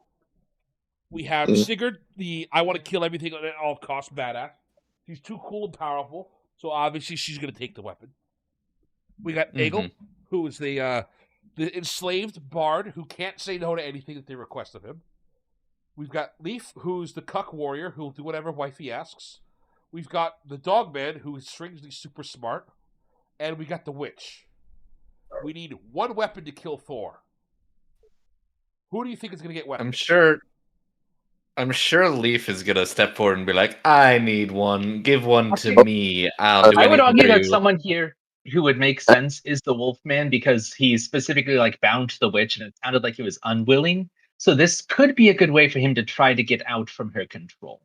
Oh, Tio, let me say this. So he speaks in that one scene and he answers the riddle, and then it's like another span of time that's like, oh yeah, this guy can talk again, like the next time he does anything. Because it's like he acts like just an animal for most of the time, and then when he actually talks, it's supposed to be like these like kind of intense touching. He does say something else in this scene before we forget about it for like 2 episodes of talking. But so here's what happens. Before he even finishes explaining the situation, Sigurd has pushed past him and grabbed one of the things and says, "This is my weapon, Antler. This name is the most important thing in the show that I missed on my first watch through." Then he's like, "Oh, well, that was quick." And then Hervor, who wants to see her kids in heaven, by the way, who she hates, by the way, grabs one and is like, "Ah, cool, I lost my axe in the bog." And the witch takes them too. All the girls just grab them because they're just that cool. And of course, Egil's like, "Oh, man, I'm a baby. I can't touch these weapons." And there's a really interesting moment from Ulfur where he looks down. He's like, "My claws are sharp enough and I am cursed enough. I don't need anything else." And then Leaf looks at the weapon and he has a moment of hesitation. And he thinks about it, and he goes to back away. Then he goes for it, and then Vari's like, "Hey, listen here, you beta cuck. My weapons are only used by those who are truly powerful. Only the real manly men. I see doubt in you. You are so pathetic. You can't possibly grab the weapon." And Sigurd's like, "Oh, you're not gonna prove anything to me, honey. Don't worry. I like you, pathetic." So he goes, of course, reaches in and grabs the weapon. There's a moment here, which is a half a second on screen. It'll probably load for you guys in a moment, where Envari sees that and he smirks.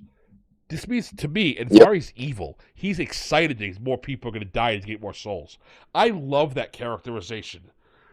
It gets completely dropped from here on out. He's evil for this exact one scene. And I'm like, "Oh, you suck, Snyder. You suck.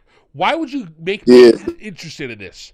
I'm sitting like, "Oh, wow. How cool is this?" The only reason that he's evil is because, like, you literally couldn't raise the stakes in that scene if all you had was like, "Oh, I'll sell you my soul," and it's like literally just like people are just like, "Oh yeah, you can have my soul. Let me just grab that axe."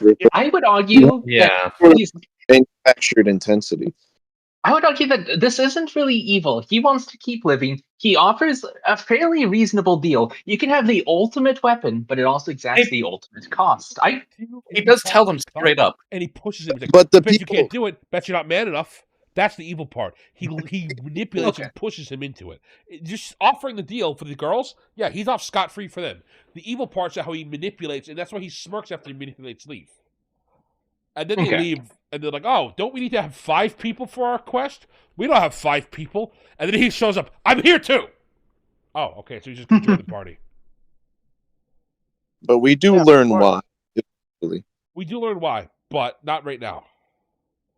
We're almost done, chat. You're not ready for this. Oh, no. So they're sailing back, and Sigurd is still covered in blood, by the way. All those things on her, that's blood. She can't wash it off. She just can't wash it off. She was in hell. And Vari looks at it and says, "Oh, that's hell blood. I know what that is. I could craft that into armor for you if you'd like." And she's like, Of oh, well, course. that's pretty cool. It's like, I can make that blood your power. How do you do that? And he's like, oh, well, simple. You jump in the water. She's like, oh, okay. Yeah. So she jumps in the water. The water that was going to kill you if you jumped into it because it was full of the rage of all women and, metal. And of course, feminism, girl power. Yeah. And because, Leaf is a cuck, he's like, Sigurd! He can't stop her, even though she's sitting next to him. He watches her stand up and fall backwards, and he couldn't do anything. And Vari, by the way, does nothing. He just tells her, basically, hey, I got the hookup. You want some crack? Yeah, I'd love some crack. Where can I get it? No, I don't know, not for me, but crack's great, I think. Like, he just told her, like, I got the power. I got the hookup. You got to do it yourself, though. And she jumps in, and they tell her that it's the worst pain you'll ever experience in your life. It's horrible. And she's like, I've already experienced the worst pain of my life. So Snyder, you're so edgy. What do you mean? No, it's great. It's. I feel like his artistic style. Hey, Dez. Mm-hmm. You seen the you guys know like the Hercules movie from like Disney in the 90s? I feel like this was like a forced kind of like reference more or less to the scene where he jumps into what is it, the river Styx? Yes. When he goes to rescue Megara. Yep, this is a complete I feel of the river Styx, but feminist. It reminded me of it, but it just felt forced, especially that like the husband could have saved her from it, or I say saved, but like just stopped her for whatever reason. Women in unison, our rage is yours. It really is the power of many moment, Black Rooney. It really is. Start rubbing her and touching her and telling her how she can now be. Remember, these were horrible monsters a second ago. And wait till it cycles. Look how sad they look. Oh, these poor women. Look at their faces. They literally 10 minutes ago were trying to kill all of us. They say, our rage is yours. Our grief is yours. We love you. I just realized something, and I don't know. Okay, so this is a bonk. This bonk is filled with the bodies of people. Do they ever have... Because I haven't seen it. Do they show, like, the faces looking up out of the water at all? They all look very angry and very cross. And now they all look very sad. Okay, that sounds exactly like the imagery of Lord of the Rings. It is completely ripped off. The dead bog, which is another thing that's just like, why would you do this, you stupid prick? I don't like Snyder. Because Snyder doesn't know how to do his own imagery. He only knows how to copy badly. No, it's fantastic. Shut up. All right. So then I don't... Go ahead. I don't mind like paying homage, like a reference or anything, but like you got to do it the right way. Yeah. So now we have the feminist bog where they give her power. Her skin is now harder than iron. She's been, as Rooney said, been baptized by holy period blood. That's Rooney saying it, not me. And then she gets back on the boat and everything's fine. She didn't suffer any injuries. She didn't even complain about it. Then we cut up, chat, and we see two birds in the sky. And you're like, oh, what's this? And they have a red eye and a blue eye. You're like, oh, what a cool moment. Then it starts talking. And then you hear, my spies are in the sky. Thought in memory. They will watch upon them and see what is going on. I'm like, why are you telling me this? Why couldn't you just have a little subtle where I see two birds? So it's Odin? It is subtle. Hugin and Munin? Yep. Yes. I don't know why they didn't call it Hugin and Munin, because that's their names and it's much cooler. But he just straight up calls them Thought and Memory. It's like, you suck, dude. Okay. Yeah, it's annoying. It's annoying because, like... What? Hang on. He could have used the Nordic curse words. He could have used Nordic names. Why, Snyder? Why are you like this? It's just one of those things where it's like you have to spoon feed the audience. Like people who are into like Norse stuff anyway would probably know. Oh, two ravens. Like that's Odin, right? You might not even later on. Odin has them. You'll see them, but you'll see them anyway. And like, does it matter that much that somebody says, "Oh, I'm watching them"? It's like, no, you could infer that anyway by what happens later on. Like it's the cooler. Ravens are staring down at them as they sail by. Yeah, that's all. And it's kind of weird. That's all you would have had. That they were in the first episode. They were willing to do it with that the Giant's Path, the Giant's the Giant's something rather. Giant's Causeway. Loki. The Giant's Causeway. Yes, they were willing to do it with that without giving you an explanation of yada yada yada yada. This is this. But here they were like, no, we need to like forcibly inject this into your brain right now. It's like very they couldn't have necessary it. for the plot. It's kind of weird that they flip flop back and forth. I feel like that's a criticism, like just in general, that we would have had of Snyder anyway. That like, there's not really any subtlety to it. Everything he wants to say is like he shoves it in your face, which we'll see later on. It gets worse, but yeah, the spirit of Snyder. Yeah. Yeah. So, chat, how you feeling? We enjoying this? We having fun? If I'm part of chat, then I would say yes. That's a good time. I'd say, wow, this is a great time. I love this channel. I'm gonna like, comment, and subscribe. That's I how want much you love it. to. I want you to show me more Zack Snyder pornography. Exactly. I love. That hasn't happened yet. I can't say that yet. I don't know if that happens yet. Frank. I probably don't do know spoil what happened. chat. Okay. So, Geek Fiction. Thank you, Bernie. Thank you, Ed. Oh, true. So, at this point, everybody, 2 beers. Thank you, Henry. So, at this point, he's not here yet, but I don't want to start something without him. Me and Nebula are supposed to be streaming soon. Peg, if you don't mind, could you reach out and ask him if he's still ready to do it? He asked me earlier. Yeah, I'll send him some hate mail. Honestly, at this point, we should just beat the death with rocks, because this happens, I swear to God, like every time at this point. What are we on, episode 2? Yep. He says, "I'm here." Excellent. Is that the end of episode 2? That's the end of episode 2, so I think it's a good spot to stop. Mm-hmm. All right. All right, so with that chat, we will pick up next week with episode 3 and 4. This is where things start to really fall apart. We got all our setup, we got all our characters. Wait till you start seeing the you'll get more butt sex, you'll get more random nudity, you'll have, Hell yeah. horrible things. Hell yeah. Wait until Thor starts Fury next blood. Tuesday. Yep, That's next right, Wednesday. chat. Everybody. So stay tuned. Obviously, we'll get this done at some point. But don't forget, we are doing Dino December. We will be discussing the biblical implications of dinosaurs being enormous creatures lost in the flood that wouldn't fit on the ark. It's going to be a lot of fun. All right. So next week will be another Snyder round, and if that goes just as well as this is, then we will probably do Snyder in Dinos in December. Bouncing between depending. But yeah, in 2 weeks we got Zimzilla on. I'm working on a video right now, chat. I'm hoping to have it done in this week before Thanksgiving. So yeah, thank you all for joining us tonight. It has been a fantastic time, chat. I'm very glad that you are here. I appreciate all of you. And with that, I think we call it. So say goodbye, everybody. We love you, chat.